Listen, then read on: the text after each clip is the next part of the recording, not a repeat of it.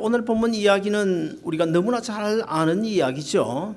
그런데 이 본문의 배경이 무엇인지를 아는 것이 아주 중요합니다. 우리가 하나님의 말씀을 들을 때나 성경을 읽을 때는 어떤 배경, 어떤 상황 속에서 이 말씀을 기록했을까, 그것을 알게 되면 정말 너무너무 이해가 잘 되게 되어 있습니다.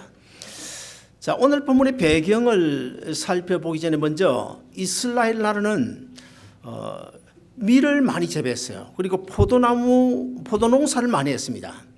그리고 거기에다가 목축업이 성행했는데 양과 염소를 많이 길렀습니다. 그래서 이스라엘 백성들은 그 주식이 바로 밀로 만든 빵과 그리고 양고기를 먹어요. 그런데 거기서 한 가지 빠져서는 안 될 것이 있는데 바로 포도주입니다. 절대로 포도주가 거기 빠지면 안 됩니다. 자, 오늘 본문의 배경 가운데 예수님께서 왜 포도나무 비유를 하셨을까? 이것을 우리가 좀 살펴보면 예수님이 지금 내일이면 십자가에 달려 죽으시게 됩니다. 그런데 그 전날 밤에 제자들을 한 다락방에 불러 모으시고 최후의 만찬을 배설하시죠. 최후의 만찬을 다 끝내신 뒤에 어디로 갑니까? 감람산으로 기도를 하러 올라가십니다. 예루살렘은 그러니까 약 해발 한 772m 정도 되는 고원지대입니다. 그런데 예루살렘에서 감람산까지는 거리가 멀지 않아요. 그런데 예루살렘보다는 이 감람산이 약간 높은, 아주 높은 산이 아니고 약간 높은 언덕가도 같은 그런 산입니다. 예수님께서 이제 평소에도 이 감람산에 기도하러 자주 다니셨는데 최후의 만찬을 배설한 그날에도 제자들을 거느리고 감람산으로 올라가시게 되었어요. 그런데 그 예루살렘과 감람산은 멀지 않은데 그 사이에 보면 이렇게 계곡이 파여져 있는데 그곳을 가리켜서 기드론 시내라, 기드론 골짜기라 그렇게 말합니다. 그래서 예수님께서 이제 예루살렘에서 출발해가지고 그 기드론 시내를 거쳐가야 되는데 거기에는 아마 예수님 당시에 포도농사를 많이 지었던 것 같습니다. 예수님께서 그 제자들에게 그 포도나무를 보시고 이런 말씀을 하십니다. 내 아버지는 농부 되시고 나는 포도나무다. 그리고 너희는 포도나무 된 나에게 붙은 그런 가지들이다. 이런 말씀을 하십니다.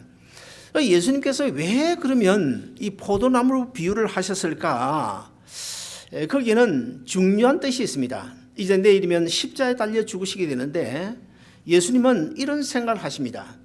내가 하나님의 아들인데 인간의 몸을 입고 이 땅에 와서 십자가에 죽으시는 이것이 바로 많은 죽어가는 그 많은 인류를 구원하기 위한 하나의 땅에 심어지는 포도나무와 같다. 그런 비유로 지금 말씀하고 계십니다.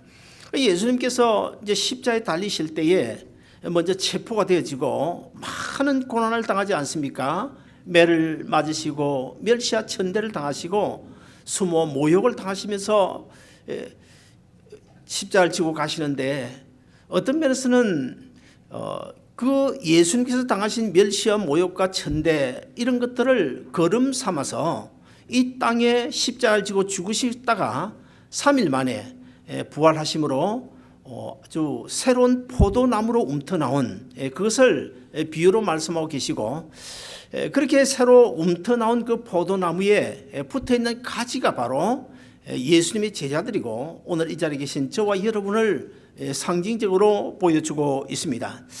제가 한 3년 전에 포도나무를 하나 심었습니다. 6불 50인가 주고 조그마한 묘목을 하나 사다가 포도나무를 심었는데 이게 얼마나 잘 자란지 몰라요. 한 1년 작년이 2년째인데 작년에는요 포도가 그냥 주렁주렁 너무 많이 열렸어요. 그래서 어느 날 아침에 제가 나와가지고 그 포도송이를 하나 둘 세어봤더니 한 72송인가 73송인가 너무너무 많이 열린 거예요. 그때 제가 포도나무를 포도나무 앞에서 하나님 앞에 간절히 기도했습니다. 하나님, 우리 교인이 한 90가정 되는데요, 이 70 한 2송이밖에 안 되는데 여기다가 하나님 한 20송이만 더 달리게 해주시면 제가 이 포도송이 잘 익으면 봉지에다가 하나씩 넣어가지고 우리 교인들이 나눠주고 싶습니다. 그러니 제발 한 20송이만 더 열리게 해주옵소서. 이렇게 간절히 기도했어요. 근데 어떻게 되겠습니까? 나중에 보니까 이 포도가 많이 열렸는데 알이 굵어지지 않냐고 그대로 있는 거예요. 결국에는 제가 한 개도 따먹지 못했습니다, 작년에. 자, 그런데 흔히 그러지 않습니까? 포도나무든 감나무든 땅에 심으면 심은 지 3년이 돼야 열매가 열린다. 그런 이야기 있지 않습니까? 성경적으로도 그렇게 말씀하고 있어요. 그럼 왜 3년일까? 물론 토질에 따라서 토양에 따라서 다르겠지만 일반적으로 나무를 심으면 그 나무가 땅속에 뿌리를 잘 내려서 영양분을 공급받아 가지고 충실한 열매가 맺힐 수 있어야 되는데 그 기간이 대략 한 3년 정도 걸린다는 것입니다. 그래서 3년이 지나면 이제 많은 열매를 맺게 되고 우리는 그 열매를 따먹을 수 있는데 여러분 어쩌면 금년에 좀 기대를 해도 좋지 않을까 그런 생각을 가져봅니다. 포도나무를 심는 목적이 무엇일까요? 그것은 뭐 집을 짓는 제목으로 사용하기 위한 것이 아닙니다. 그렇다고 해서 뭐 부를 때는 화목으로 삼기 위해서 포도나무를 심는 것도 아닙니다. 포도나무를 심는 것은 열매를 많이 거두기 위해서 포도나무를 심는데 우리 하나님께서는 오늘 본문에 보면 농부라고 그랬어요. 하나님이 농부신데 하나님께서 우리 한 사람 한 사람을 예수 포도나무에 붙은 가지가 되게 하셨다. 이것은 뭘 이야기하는 것입니까? 잎만 무성한 가지로 그저 하루 이틀 지내기를 원하시는 것이 아니라 우리가 많은 포도 열매를 맺기를 원하시는 그런 마음을 가지시고 계신다는 사실을 우리가 알 때, 자, 그러면 주 2018년 금년 한 해 우리가 많은 열매를 맺어서 주님 앞에 드려야 되겠는데 어떻게 해야 우리가 많은 열매를 맺어 주님 앞에 드릴 수 있을까? 한 3-4가지로 말씀드리고 싶은데, 첫째는 뿌리가 견고한 나무에 붙은 가지라야 열매를 많이 맺을 수가 있는 것입니다. 오늘 본문의 1절에 보시면 예수님께서 이렇게 말씀하십니다. 나는 참 포도나무요 내 아버지는 그 농부라, 그렇게 말씀하고 있어요. 자, 그런데 그냥 나는 포도나무다 그렇게 말해도 될 것 같은데 나는 그냥 포도나무다 그렇게 말씀하지 않고 나는 참 포도나무다 이렇게 말씀하시는데 그 이유가 무엇일까요? 신학적인 다른 어떤 이유가 하나 있지만 그러나 오늘 우리에게 적용을 해보면 이미 2000년 전에 예수님께서 2000년 후에 오늘을 내다보시고 오늘날 가짜 포도나무가 많이 생길 것을 이미 아셨기 때문에 예수님께서 나는 참 포도나무라고 말씀하신 것이 아닐까, 그런 짐작이 가집니다. 여러분, 우리 주님께서 이 땅에 포도나무로 심어진 지 벌써 2000년이 지났습니다. 지난 기독교의 2000년 역사 가운데 보면 예수 그리스도 이름으로 세워진 이단이든 아니면 기성교단이든 간에 교단 교파가 여러분 몇 개나 되는지 아십니까? 약 한 11,000개 정도 된다고 그래요. 그리고 또 예수님 자칭 예수라고 주장하는 가짜 예수가 뭐 전 세계에 많이 있어요. 근데 우리나라만 해도 지금까지 한 120년 30년 되는 동안에 지금까지 한 100명 넘게 자칭 내가 예수라고 주장하는 가짜 예수가 많이 나타나 있고 지금도 그런 가짜 예수가 한국에 들어 있습니다. 자, 이렇게 가짜 포도나무에 붙어 있다가 그 가지로 붙어 있던 많은 사람들이 몸도 마음도 시간도 물질도 다 빼앗긴 채 아주 망한 그런 인생이 되는 케이스를 우리가 흔히 볼 수가 있습니다. 그럼에도 불구하고 얼마나 우리는 당인지 몰라요. 우리는 가짜 나무 포도나무에 붙은 것이 아니라 진짜 참 포도나무 대신 예수님에게 붙어서 이렇게 생명운동을 하고 있으니 얼마나 감사한 일인지 모릅니다. 자, 그러면 왜 세상에 예수 가짜가 그렇게 많은 것입니까? 이것은요, 한마디로 이야기하면 우리 예수님은 명품이기 때문에 그렇습니다. 여러분, 이 가방도요, 저는 뭐 명품 이름을 잘 모릅니다만은 가방도 뭐 루비똥인가 뭐 루비이똥인가 루이비똥인가 있잖아요. 있고 또 샤넬이라는 것도 있고 구찌도 있고 뭐 많이 있더라고요. 근데 자, 그런 그 유명한 그 명품은 거의 대부분 짝퉁이라는 것입니다. 가짜가 있습니다. 그러나 값이 싼 그 가방은요, 사실은 가짜가 나올 이유가 없잖아요. 명품이라야 가짜가 나오지. 여러분, 이런 말 혹시 들어보셨습니까? 불교가 이제 석가모니잖아요. 그래서 내가 석가모니다, 그렇게 말하는 가짜 석가모니 있다는 이야기 들어보셨습니까? 저는 못 들어봤습니다. 없습니다. 물론 뭐 개중에 있긴 있겠죠. 그리고 또 이슬람을 창시한 사람이 마호메트인데, 그 마호메트도 내가 참 마호메트요, 그런 가짜 마호메트, 그거 여러분 들어보셨습니까? 없습니다. 자, 그런데 유독 예수님만은 가짜가 많단 말이죠. 자, 여러분, 가짜 예수가 많다는 거, 이거 좋은 일입니까? 나쁜 일입니까? 사실은 좋은 일이에요. 왜 좋은 일입니까? 명품이시기 때문에 가짜가 많은데, 자, 가짜가 예수가 많다, 가짜 기독교가 많다, 이단 사이비가 많다, 우리가 그런 것을 좀 안타까워하지만 사실 성경적으로 보면 그게 너무너무 좋은 거예요. 왜 좋은 것입니까? 예수님이 진짜 구원주 되시기 때문에 가짜가 많은 것이고, 우리 기독교에 진짜 구원이 있기 때문에 가짜 사이비 이단 교파가 많은 것입니다. 주 2017년, 그러니까 작년이죠. 작년 12월 31일자로 인구조사한 그 통계가 나왔는데 모두 전 세계적으로 74억 명을 넘어섰습니다. 그런데 여러분, 이 74억의 전 세계 인구 가운데서 우리 기독교 인구가 얼마나 되는지 아십니까? 그리스도인이 대략 약 한 33%인 25억 명이 넘습니다. 2000년 전에 예수님 한 분이 포도나무로 십자가를 통해서 이 땅에 심어졌는데, 거기에 얼마나 많은 가지가 붙어서 많은 열매를 맺었든지 지금 33%, 25억 명이 넘는 이런 우리 기독교로 확장이 되었다는 사실 속에서 우리 주님이야말로 진짜 구원주가 아닐까, 진짜 구원주시다, 그렇게 믿을 수 있기를 바랍니다. 자, 여러분, 포도나무에 붙은 가지라고 해서 다 열매를 맺는 것은 아니잖아요. 사실 그렇지 않습니까? 자, 이 나무에 붙어 있는 가지, 그 포도나무에 붙어 있는 가지 중에서도 열매를 맺지 못하는 가지가 있는데 왜 그럴까요? 그리고 또 그 나무도 어떤 경우에 보면 열매를 많이 맺지 못하는 나무가 간혹 있어요. 열매가 거의 열리지 않는 그런 나무도 있는데, 자, 그것의 문제가 뭘까요? 바로 아까도 제가 이야기했지만은 아주 좋은 땅에다가 뿌리를 깊이 박고 있지 않기 때문에 그렇습니다. 그런데 우리 예수 포도나무가 뿌리 박은 그 땅이 어딥니까? 그것은 바로 온 우주 만물을 창조하신 하나님이세요. 하나님께다 뿌리를 박고 있어요. 그리고 예수님 자신도 세상을 창조하신 삼위 하나님 중에 한 분이십니다. 자, 그러니 그보다 더 좋은 땅이 어디 있고 그보다 더 확실한 나무가 어디 있겠습니까? 그러므로 자, 그렇게 좋은 땅, 하나님께다 뿌리를 박고 있는 예수 그리스도 포도나무에 우리가 붙은 가지가 되었으니 얼마나 감사한 일인지 모릅니다. 여러분, 이 조용필이가 부른 돌아와요 부산항이라는 그 가요 있죠. 그 가요 노래말에 보면 5, 6도라는 말이 나옵니다.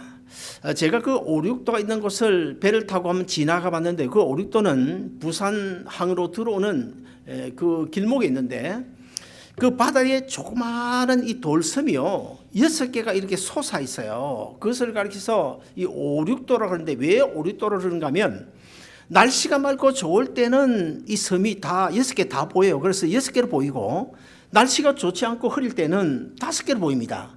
그래서 5, 6도라고 그래요.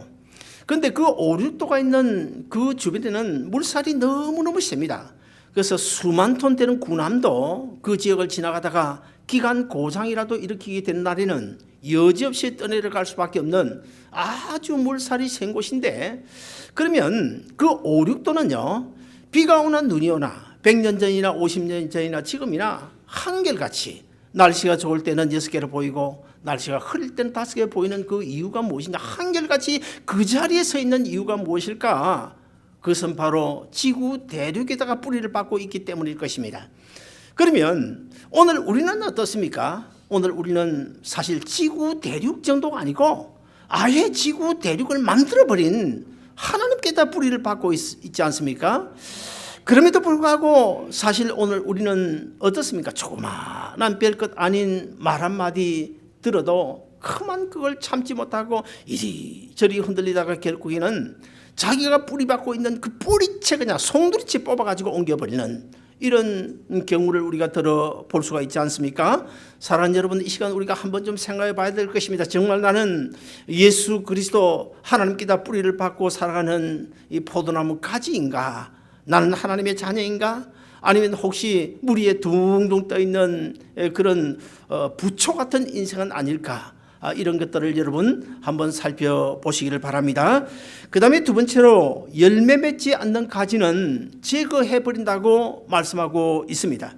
언젠가 한 10년 넘은 것 같아요. 제가 그 포도나무 그 농장을 한번 간 적이 있습니다. 잠시 지나다 들렸는데 그때가 마침 이제 한겨울이 지나고 봄이 오기 전인데 그 농장 주인이 가지치기를 하고 있었습니다. 그 가지치기 하는 것을 제가 보니까 아니 멀쩡한 나무를 그냥 가지를 막 사정없이 잘라버리는 거예요. 인정 사정없이 그냥 톱으로 잘라버립니다. 그래서 제가 그것을 보고 있다가 참 이해가 되지 않았어요. 저렇게 좋은 가지들 왜 저렇게 잘라버리는 것일까 이해가 되지 않았습니다. 여러분 이 가지를 왜 자르는 것입니까? 제가 볼 때는 아주 멀쩡한 가지만은 그 농장 주인이 볼 때는 문제가 있는 거예요. 저걸 제대로 나누면 아무래도 열매 맺을 수 없는 병든 가지다. 그것이 눈에 보였기 때문이고, 그 다음에 두 번째는 저 가지를 그냥 두면 자기도 저 가지도 열매 맺지 못할 뿐만 아니라 저 가지가 영양분을 흡수해버리기 때문에 다른 가지마저도 열매를 맺지 못하게 할 것이기 때문에 사정없이 잘라버리는 것입니다. 그러면 오늘 본문 2절을 우리 한번 같이 읽어보시겠습니다. 같이 읽습니다. 시작. 무릇 내게 붙어있어 열매를 맺지 아니하는 가지는 아버지께서 그것을 제거해 버리시고 무릇 열매를 맺는 가지는 더 많은 열매를 맺게 하려 하여 그것을 깨끗하게 하시느니라. 죽은 가지, 병든 가지, 이 가지는 제거해 버리신다는 것입니다. 여러분 죄송합니다마는 우리가 한번 좀 이런 생각을 해볼 필요가 있을 것입니다. 나는 혹시 주님에게 붙어 있다고 말은 하지만 그래도 생명이 없는 죽은 가지가 아닐까 한번 좀 우리가 생각해 봐야 돼요. 나는 혹시 병든 가지가 아닐까? 신앙에서 다운되고 신앙의 색깔이 변질되어지고 그래서 자꾸만 엉뚱한 방향으로 주님이 원하시는 길이 아니고 엉뚱한 방향으로 가려고 하는 잘못된 가지는 아닐까 한번 좀 우리가 생각해 보고 아무쪼록 금년 한 해 우리 모두 예수 포도나무에 잘 붙은 가지들이 되어서 많은 열매를 맺는 저와 여러분 되시기를 주 이름으로 축원드립니다. 세 번째로 많은 열매를 맺기 위해서는 깨끗하게 하신다 이런 표현을 쓰고 있어요. 자, 포도나무가 좋은 열매를 맺어야 되는데 그 열매를 맺지 못하는 오히려 그것을 방해하는 병든 가지는 가지치기의 필요성이 있다는 것을 말씀드렸습니다. 그 다음에 또 다른 하나는 열매 맺을 가능성이 있는데도 불구하고 그 가지가 땅을 향했거나 아니면 그늘진 곳을 향했거나 뭔가 좀 방향을 잘못 잡고 있을 때는 그것을 교정해주고 청결하게 해주는 깨끗하게 해주는 가정이 있다는 것입니다. 오늘 본문 2절 하반절 보시면 무릇 열매를 맺는 가지는 더 열매를 맺게 하려 하여 그것을 깨끗게 하시느니라. 무슨 말입니까? 열매 맺을 가능성이 있는 나무라면 그것을 손질을 잘해서 방향을 조정해 준다는 것입니다. 여기 깨끗하게 한다. 깨끗하게 한다. 이 단어가 헬라어로 보면 카다리조인데 카다리조. 이 카다리조의 뜻이 무엇일까? 물론 청결하게 하다, 깨끗하게 하다 이런 말도 있지만 제가 그 뿌리의 어근까지 찾아가 보니까 아주 영적으로 중요한 의미가 크게 있었습니다. 무슨 이야기인가 하면 우리가 언제나 하나님이 맡겨주신 사명을 감당하고 하나님의 말씀에 순종하면서 하나님이 원하시는 방향으로 살아가야 되는데 그 하나님이 원하시는 방향으로 살아가지 아니하고 잘못된 방향으로 갈 때는 그 길을 교정을 해서 다시 바른 길로 가게 해준다. 그런 뜻이 바로 카다리죠. 이 깨끗하게 한다. 이런 그런 뜻을 가지고 있습니다. 여기 이제 특별히 여기 깨끗하게 한다. 이것은 우리가 방향을 잡아주는데, 여러분 이런 거 잘 아시죠? 치과 병원에 가면 이빨이 좀 잘못된 방향으로 지금 자라고 있어요. 그럴 때 뭘 합니까? 치과 교정을 합니다. 바로 치과 교정과 같은 원리로 보면 됩니다. 우리가 잘못된 길로 갈 때 그것을 바로 잡아주는 것, 이것이 바로 오늘 본문에서 깨끗하게 하다, 그런 뜻입니다. 잠언 13장 24절을 또 보면 매를 아끼는 자는 그 자식을 미워하는 것이고 자식을 사랑하는 자는 근실히 징계하느니라. 여기 보면 징계라는 말이 나오는데, 자 여러분, 오늘 본문에서 깨끗하게 한다, 잘못된 방향으로 가고 있는 것을 훈련을 통해서 단련을 시킨다. 그 훈련이 뭘까요? 무엇을 통해서 훈련한다는 것입니까? 바로 징계를 통해서 훈련한다는 것입니다. 그러므로 잠언 13장 24절에 있는 것처럼 자식을 미워하는 사람이 뭐라고 그래요? 회초리를 들지 않고 매를 아낀다. 옛날 우리가 가지고 있던 개역성경에 보면 초달이라고 그래요. 요즘 뭐 미국에서는 매를 회초리를 들면 안 되죠. 안 되지만 성경은 회초리를 들으라고 말씀하고 있어요. 진짜 내가 자식을 사랑하던 회초리를 들으라, 그런 이야기입니다. 회초리를 들지 않냐면 자식을 사랑하지 않는 것이고, 자식을 사랑하는 자는 근실히 징계하느니라, 이렇게 말씀하고 있어요. 우리 가운데 간혹 이런 부모들이 있습니다. 자식을 사랑한다는 그 명목 아래서 분명히 잘못된 방향을 가고 있음에도 불구하고 그냥 오냐 하고 그냥 사랑이라는 명목으로 그냥 감사 안 드리고만 하는 그런 부모들이 간혹 있는데, 이것은 성경적으로 바른 부모가 아닙니다. 교회도 마찬가지입니다. 교회도 자꾸 사랑하는데요, 결코 성경 그렇게 말씀하지 않아요. 여러분, 우리 주위에 신앙생활 잘하는 성숙한 신앙인들을 한번 보세요. 성경에 나오는 그 위대한 신앙인들도 보면 그 사람들 가운데 한 사람도 하나님으로부터 회초리들 맞지 않은 사람 아무도 없어요. 사업 실패나 건강 문제나 어떤 자녀 문제, 이런 징계를 받아보지 않은 사람 거의 없습니다. 그런 징계를 받아본 자가 나중에 반드시 성공적인 신앙생활을 할 수 있는 것입니다. 그래서 히브리서 12장 8절에 보시면 이렇게 말씀합니다. 징계는 다 받는 것이오늘 너희에게 징계가 없으면 사생자요 하나님의 친아들이 아니니라. 여러분, 이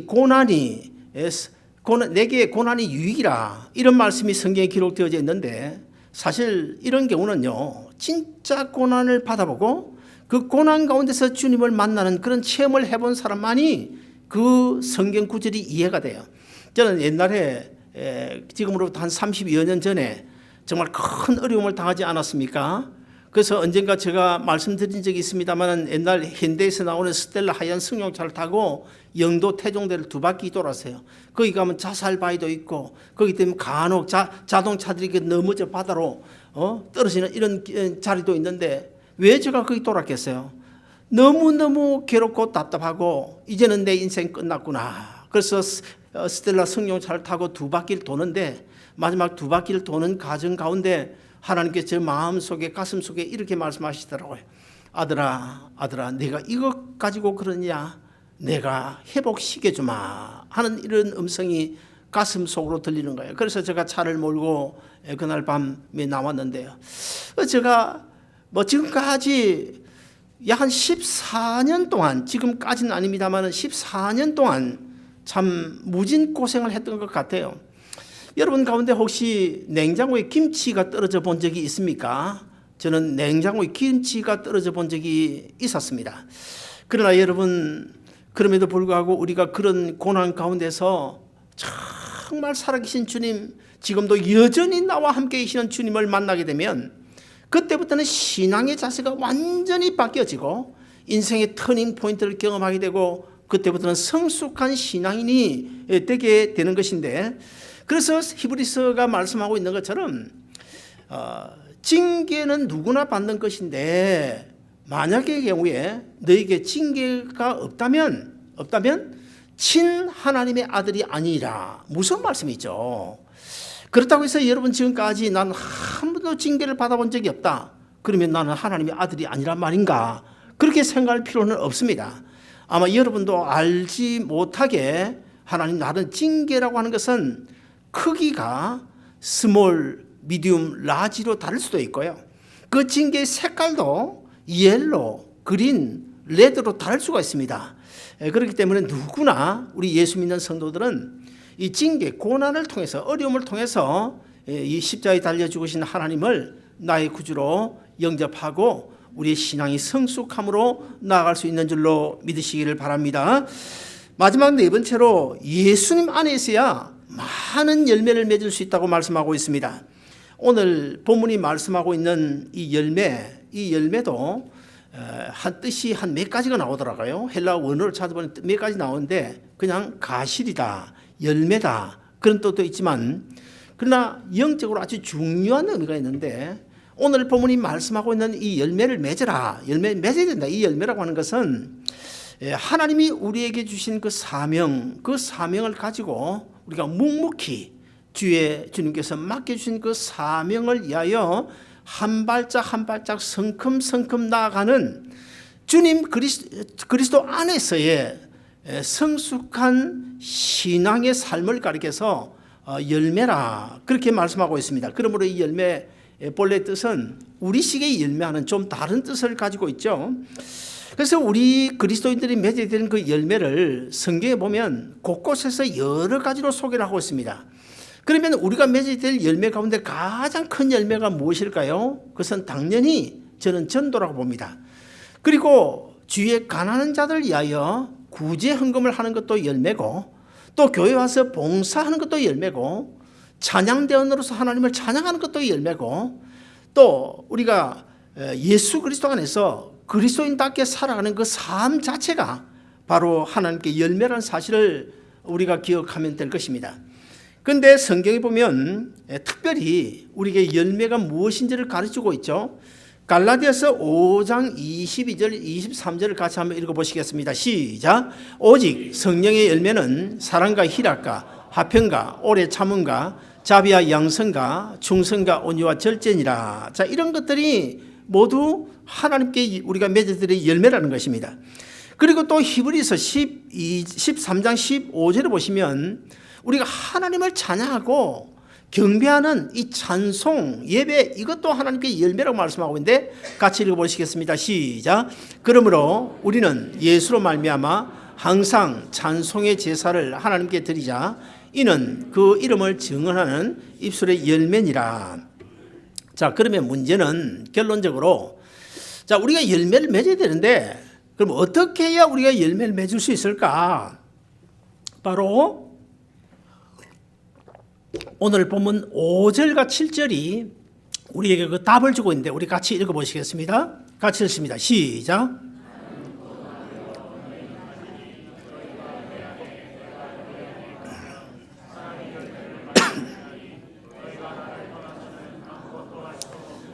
예, 7절입니다. 시작.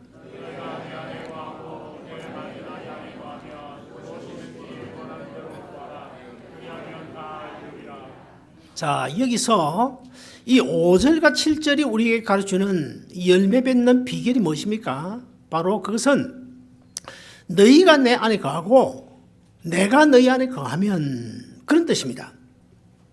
우리가 이 땅에 살아가는 동안에 사실 필요한 것이 많죠. 건강도 필요하고 물질도 필요하고 필요한 것이 얼마나 많습니까?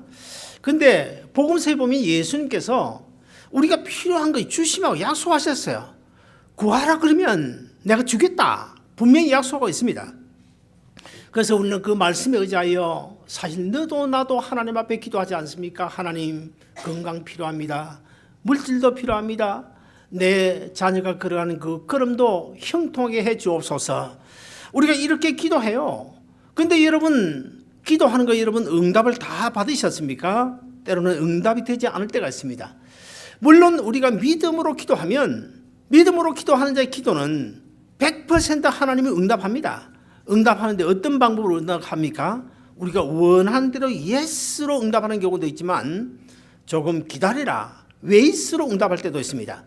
그리고 세 번째는 어떻게 해요? No, 아니다. 지금은 아니야. 이건 너에게 필요 없어. 이거 너에게 독약이야. 이렇게 나는 이것이 내 인생에 좋을 줄로 생각하지만 하나님이 보실 때는 이게 독약과도 같아. 그러면 노라고 응답을 하는 것입니다. 어쨌든 간에 100% 응답은 다 되는데, 그러면 주님의 뜻이 내 뜻이고 내가 내 뜻이 주님의 뜻이면 그것은 반드시 예스로 응답이 되는데, 내가 분명 주님 안에서 살고 있다고 생각하고 있음에도 불구하고 기도하는 것이 이루어지지 않는다. 그러면 우리가 한 번쯤 이것을 생각해 봐야 됩니다. 정말 내가 주님 안에 거하고 있는가? 아니면 주님의 말씀대로 내가 살고 있는가? 이것을 우리가 생각해 봐야 되는데, 오늘 본문에 보시면 거한다는 말이 나와요. 너희가 내 안에 거하고, 이 거한다는 말에 그 원어적인 뜻을 보면 지속적인 관계를 이야기하고 있습니다. 무슨 말인가 하면, 하나님은 내 아버지시고 나는 하나님의 아들이다. 하나님과 내가 부자지간이라고 하는 아버지와 아들의 관계, 이 관계가 지속되어져 가고 있는 상태를 가리켜서 오늘 본문에서 너희가 내 안에 거하면 이라고 말씀하고 있어요. 자, 그러면 무슨 말입니까? 오늘 이렇게 뜨겁게 주님 안에 거하는 삶을 살다가도 내일 주님 앞에 거하지 않는 그런 삶을 살 수도 있지 않습니까?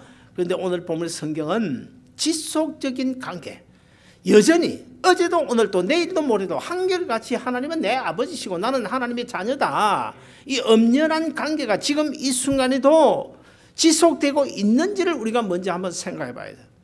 그리고 또 너희가 내 안에 가고 내 말이 너희 안에 가면, 무슨 말입니까? 내 말씀대로 순종하고 살아가면 정말 내가 하나님이 원하시는 하나님의 말씀대로 내가 순종하며 살아가고 있는지를 우리가 한번 살펴봐야 될 것입니다. 여러분, 부모들 가운데 자식이 어려움을 당해요. 비즈니스를 당했는데 돈이 부족해서 어려움을 당합니다. 그럴 때 진짜 부모라면, 그리고 도와줄 능력이 있는 부모라면 여러분 도와줘야 됩니까? 안 도와줘야 됩니까?